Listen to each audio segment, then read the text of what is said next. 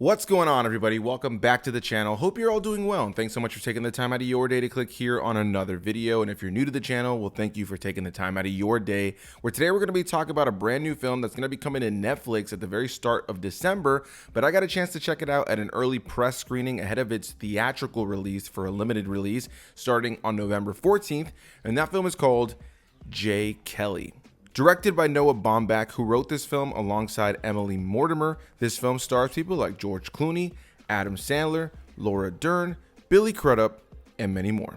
And before we get too far into this video, if you guys are a fan of early reviews like this, as well as up-to-date reviews, live streams, retrospective reviews, and the occasional vlog, you're in the right place, and consider subscribing. And yeah, going into this film, I was pretty excited to check it out. Noah Baumbach is definitely a director and writer that's gotten a lot of love over the course of the last decade worth of time, especially a few years back in 2019 when he directed Marriage Story, and of course, just a couple years back, also got tons of love in the writing department for Barbie, that was of course directed by Greta Gerwig, who actually appears in this film. So when I saw he had a brand new film coming out with George Clooney and Adam Sandler and so many other names, I was incredibly excited to check this film out. But before I get into this, I do want to mention I didn't know anything about this film before I saw it. I saw a poster, I saw who was in it, I saw the title of the movie, and that's about it. So without further ado, let's get into what this film is all about, and then we'll get into my thoughts on the film.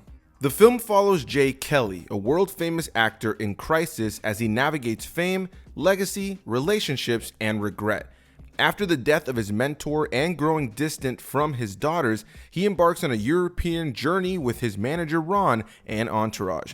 Along the way, he revisits key professional and personal moments, questioning what success really cost him. And I'll start this off by saying that all in all, I enjoyed this film, but I wanted to love it more. It's a film that I think works in so many ways, especially in the earlier part of the film and how it comes to a close, but there's a lot about the middle portion of this film that I'm really torn on.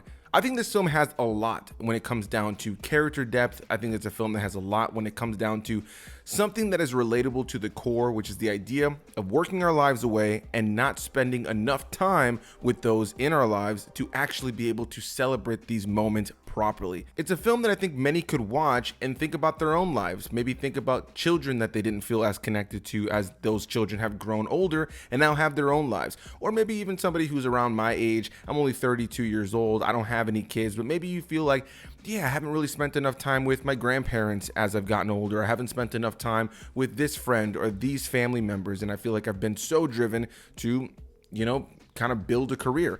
And I think that was something I could relate to a lot heavily in this film, is that while this is a film that's about a very successful actor that's living a life that most people are completely jealous of, I think it's one of those situations where at its core, this is a film about the notion of just spending so much of your life grinding away at goals, and a lot of times being so goal oriented that you're incapable of spending time with people in your life, or you're blind to the moments you're missing. And I think that when you have an actor like George Clooney at the center of this very self-exploration kind of story, you definitely have great moments. And so right when this movie picked up, I actually really enjoyed how the movie was being set up. I think it did a great job of taking a character who in a lot of ways has everything that you would want. He has fame, he has success, he has money, he has comfort. He doesn't have to struggle for the things in his life, but the things where he does have to struggle is in his relationships. It's the things that he felt like he would just have through his success, and he's looking around realizing his daughters are going on and living on their own life. They don't really want to stay around and celebrate all of their dad's wins. And equally, a lot of the people who are around him, who are there to kind of help build his success, are also recognizing that building up his success so much has kind of made them miss out on great opportunities and great moments and memories with their own families or with each other. And I think this film definitely has a lot of really great moments that work in this film that touch on those themes. And when the performances are at their best and when the writing is at its best, I think it's able to create a very relatable story, despite the fact that in a lot of ways you have a main character in the film that is somebody who's otherworldly to most people, right? Like you're watching a movie about somebody that some might watch this movie and think it's a little bit woe is me, right? You have a character who has everything, and here he is complaining about the things he doesn't have. But at its core, I think that this film really at its center isn't really about the idea of being so successful. It's just the idea of chasing goals to kind of build up this legacy, and just being so blinded to the life that's right in front of you. And I think that's something we can all relate to, and I think that's where this film really shines. Now, outside of that, I think on a filmmaking level, this is a very well-made film. I enjoyed the cinematography of the film, the look of the film, the very piano-heavy musical score throughout the course of the film that added to a lot of moments. And you have a great cast here outside of George Clooney, Adam Sandler in the film, who I was kind of wondering how he was going to fit in here with a film that seemed a little bit more dramatic. It's not that we haven't seen Adam Sandler in a dramatic role from time to time, but you know, it is something that it doesn't always work. And I think for the most part, Adam Sandler really works in this film. Laura Dern, while her screen time is limited in the film, I thought was a really great inclusion in this film as well. Billy Crudup is somebody who is a really integral part to the beginning part of the film that I wish we saw more of, but I really enjoyed his performance in the film. And over the course of the film, you just have tons of big actors that start to appear in here, sometimes in a brief capacity, and we're going to get into that in just a little bit where I get into some of my gripes. But I think for the most part, when you look at this film from a technical perspective, all the things that make this film look and feel and sound good are definitely proficiently well done, and I thought the performances around all of those things definitely helped to elevate the material. Now, in terms of the story, as I mentioned, I think this is a film that in the earlier part and in the latter half really do a great job. I think this film does a great job of propelling you on this journey with this character, who you do get to kind of see moments of his past. There are moments where he's reliving moments that you kind of get to see him watching flashbacks, where we get to see these moments where he either cherishing a memory or looking back on something that he did with a little bit of regret. And we get to see how they slowly built him to be who he is now. This person who is to everybody else this incredible star that everybody loves, but on the inside, he doesn't feel that way. And when he looks at the people that are in his direct life, in his immediate life, and his family, they don't feel that way either. And so it feels like a facade to him. It feels like he's not necessarily truly living this existence. And so I think the beginning of the film and setting that up, and him kind of just going on this off-the-cuff European trip that now his entire entourage kind of feels forced to join him on because he's who he is. He's Jay Kelly. He's this big star. They kind of have to go with him. I thought all of that was handled really well because it allowed them to question why they do what they do, whether it's worth it or not, whether he's worth it or not, and it allowed him to kind of try to go on this journey of self-exploration. And kind of similarly to the way that this film ramped things up in a really solid way, I think the last 15-20 minutes of this film do a great job of really kind of putting this character in a place of having to be in some deep self-reflection, despite maybe having to realize that, you know, despite his regrets, despite trying to build connections, he's now in a place where he kind of has to live with the choices he's made. He kind of has to live with the lack of an attempt that he made to be a father, to be a friend, to be anything other than Jay Kelly, the movie star.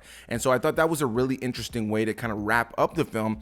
However, I do think that there's a lot in the middle of the film that works, like I mentioned, and there's a lot that doesn't. There's portions in the middle of the film that feel like it meanders. There's portions of the middle of the film that I don't really feel tied deeply into the themes. There's also quite a few characters in the film that feel like they're there more as a utility character and less so as an actual character. And not only for George Clooney's character, but also for a character like Adam Sandler's character, Ron, the manager. Take two actors like Billy Crudup and Patrick Wilson, for instance. Two great actors who I think do a really great job in this film, but their roles in the film are really more of a utility in the narrative and less so because they are truly a character in the story that has any sort of deeper weight other than kind of pushing things forward to some degree. I would say Billy Crudup's character is the one that maybe has the most meat on the bone when you look at the overall story and kind of like the mythology of our character here of Jay Kelly. But outside of a couple of sequences, there isn't really much use for him. You even have somebody like Laura Dern in the film who is great, and again, a really great character to kind of propel the story forward in the earlier part of the film, who is written out at a certain point where you can understand why she is.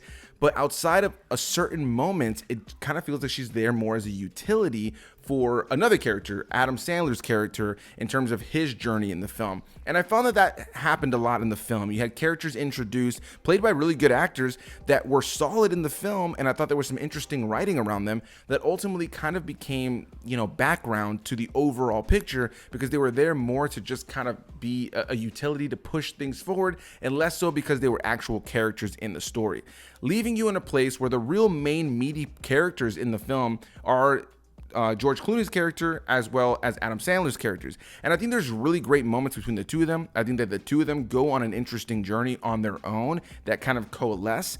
But I do think there was a part of those individual journeys that does feel like something was lacking. There was something in that middle section that was lacking. And then in terms of humor, there are moments in this film that I found to be genuinely charmingly funny. There are moments with some random side characters in the film that oftentimes were more funny and more engaging than some of the more main side characters in the film that do serve more of a utility. However, there's also some moments of humor that just feel sometimes really out of place and just feel like they kind of feel a little tonally inconsistent. Specifically, there's a comedic scene in the film that's kind of played for emotion, but also very comedic at the same time, that goes between Adam Sandler's character and Patrick Wilson's character, that just tonally kind of felt out of place. And there was a couple moments like that in the film, and so at times it feels like the film kind of loses focus on what it's trying to be about. But with all that said, I do think if I look at the beginning and I think I look at the end, you do have a film that really takes off in a solid way and lands in a solid way. And so despite those grievances I have in the middle, I do think with like a lot of things, it's really about how you stick the landing. And I do think this film for the most part sticks the landing despite those gripes in the center.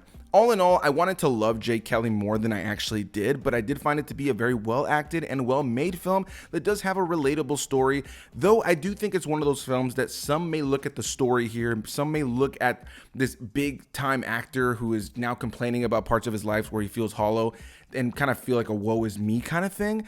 But I think if you remove the idea solely of it being this big time actor and just look at a very relatable human story of chasing goals and allowing that to blind you to the things and those around you, I do think this is a very relatable film in a lot of ways that is very well made, despite my grievances with the story. I think the story is where the things kind of are held back, but I do think there are some really strong moments here, undeniably. So that's going to be my long, rambly review on Jay Kelly, and I look forward to hearing what you guys have to say. Whether you check this out in theaters in its theatrical run or over on Netflix, and that's what brought you to this review, whatever the case may be, leave any and all comments down below. I can't wait to hear what people have to say about this one. I think there's going to be divided opinions. I can't even say, despite me enjoying it, that it's the kind of film I think everybody's going to love. Like, oh, hey, everybody's got to check this out. This is one for movie fans across the board.